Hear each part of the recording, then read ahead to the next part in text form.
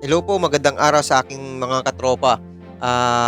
Gusto kong magbahagi ng ilan sa mga nararanasan at ilan sa mga gamot para sa sakit na GERD, acid reflux, anxiety at saka depression. Ang sakit ng ito ay karamihan sa mga tulad natin, ito ay nararamdaman at nararanasan.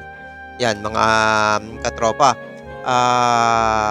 Ito po yung pangkaraniwan, pangkaraniwan na nararanasan at kinalilituhan ng mga kababayan natin. Unang-una na po yung pagkahilo. Siyempre, yung pagsakit at pag-init ng dibdib natin na akala natin may sakit tayo sa puso. Susunod po diyan, sakit ng ulo. Nakakaranas din tayo minsan ng pangangatal ng katawan at kadalasan nauuwi po 'yan sa hindi maintindihan o hindi natin maipaliwanag na hirap sa ating katawan. Ang sakit din pong ito ay mapapansin natin yung pamamawis ng ating mga kamay at saka paa.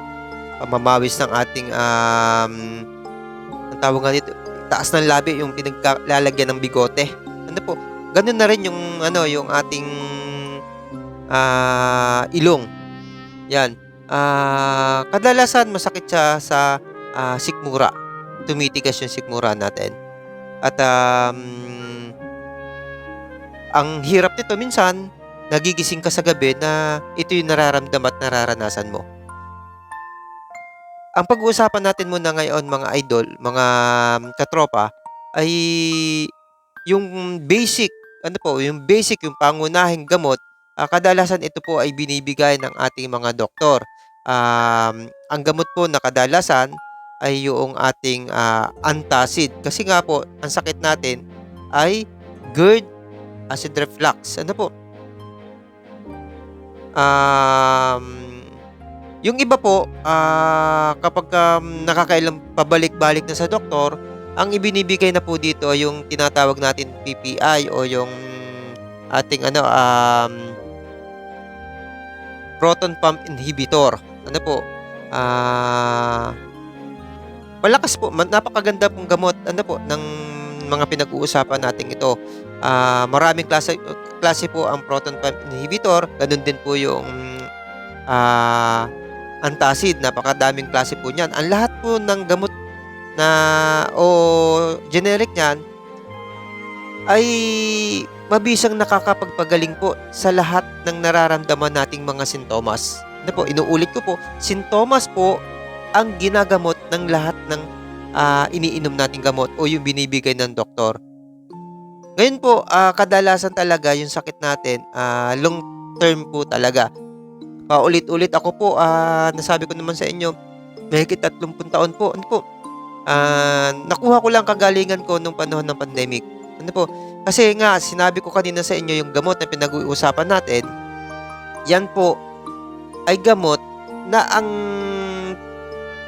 inaayos yung mga sign and symptoms. Sign and symptoms po, gumagaling po, umaayos po dyan. Pero, mapapasin nyo po, na kapag nakaasa tayo sa mga doktor, sa mga gamot, bumabalik at bumabalik lang din yung sakit. Tulad ng nararanasan nyo. Kasi nga po, hindi po ang inaayos niyan yung dahilan ng pagkakasakit natin.